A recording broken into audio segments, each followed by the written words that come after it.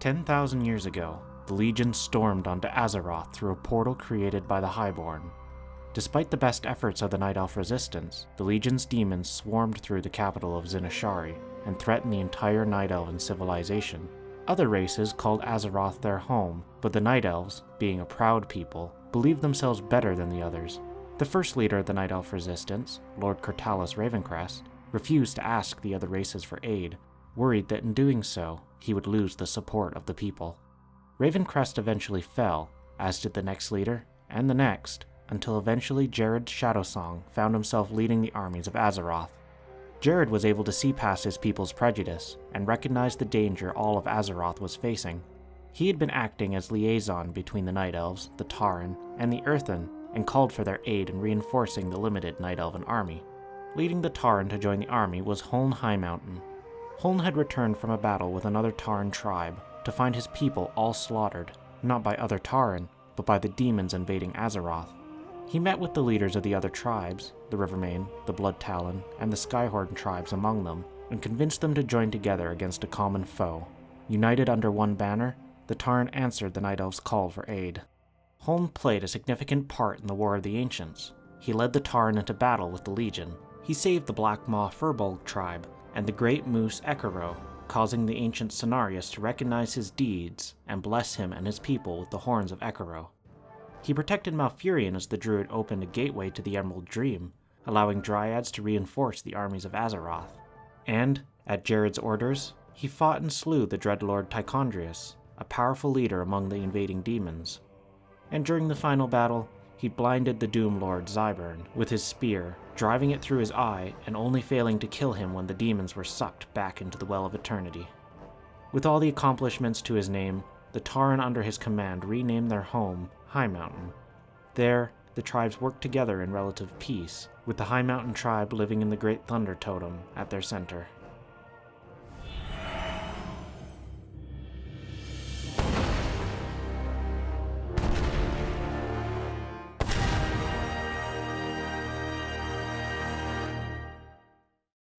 Huln himself was not done his fighting when the war came to an end, however.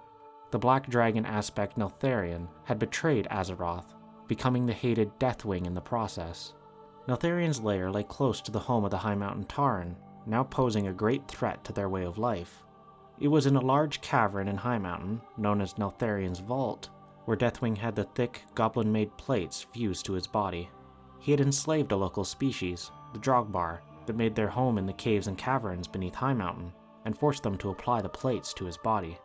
When Huln arrived at Neltharion's vault, he confronted one of the Drogbar, Igril the Scalebane, about the plates on Deathwing. Igril admitted that the plates would not break to any known mortal weapon. Instead, Igril led Huln through a Titan waygate to where a hammer lay. He warned Huln that Deathwing ate any Drogbar that went near the hammer. Huln took up the Hammer of Cosgrove, one of the pillars of creation. With it, he faced Deathwing and banished the Black Dragon to Deepholm, freeing the Drogbar from their enslavement.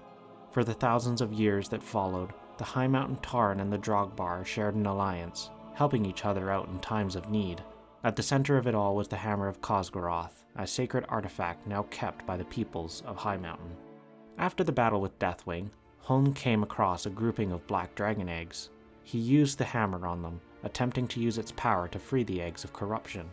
One egg survived, hatching into a small whelp free of Deathwing's grasp. Huln kept the whelpling, to raise among his own people.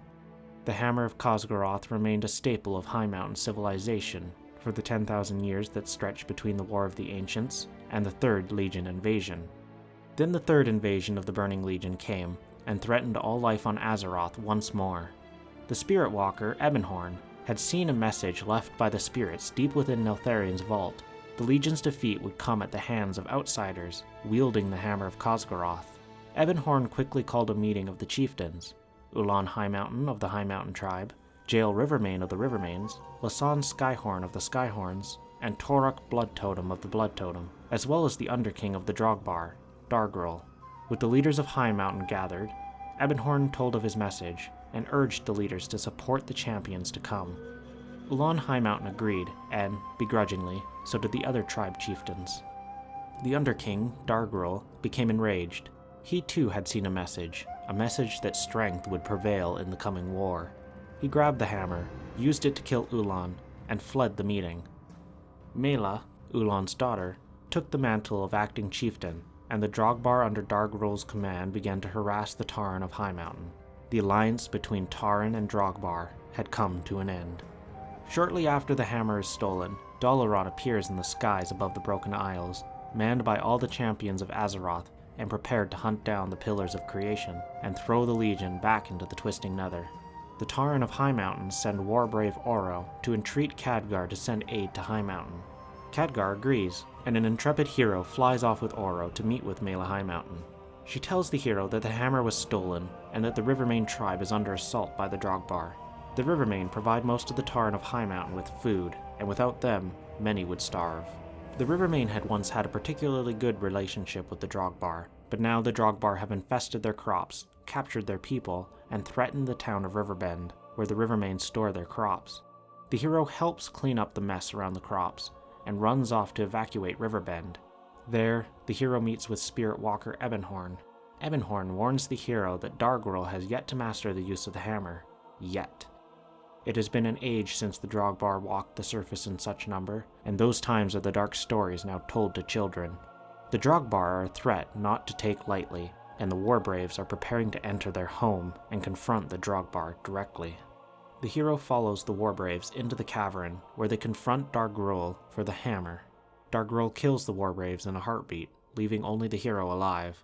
The hero escapes the cavern, only to watch as Dargrul destroys Riverbend with a swing of the hammer.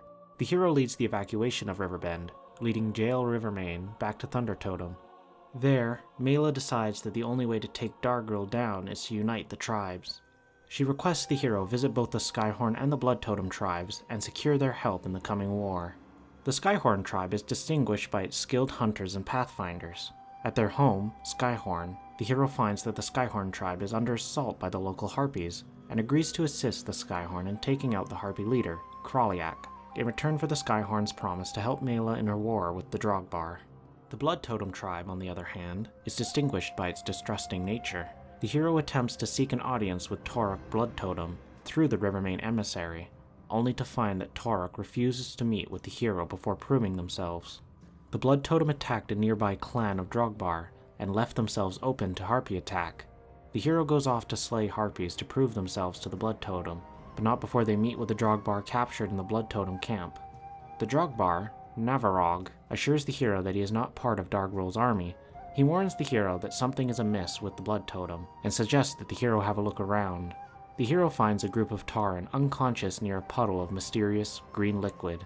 When they return to tell Navarog what they saw, they find the cage empty. After the hero proves themselves with the Harpies, they are led into a cavern to perform the trial of blood. There, they meet Torok, who demands the hero finish the trial before speaking with him. The trial turns out to be the execution of Navarog, and before the hero can do anything, the Blood Totems summon an Eridar into the cavern. With Navarog's help, the hero defeats the Eridar and escapes the cavern. They come to the realization that the Blood Totem have given themselves to the Legion, and are now calling themselves the Fel Totem. The hero and Navarog eventually confront Torok, and slay him for his crimes. To repay the hero for saving him, Navarog brings them to his home of Stonedark, and agrees to pledge the Stonedark Drogbar to Mela's cause. With the peoples of Highmountain united against Dargrul and his Drogbar, Ebonhorn insists that there is one final step to take before they can go to war. He tells the hero of the story of Huln, and how he united the tribes to fight the Legion, and made a name for himself alongside the Night Elves in the war, showing the hero important visions of the war.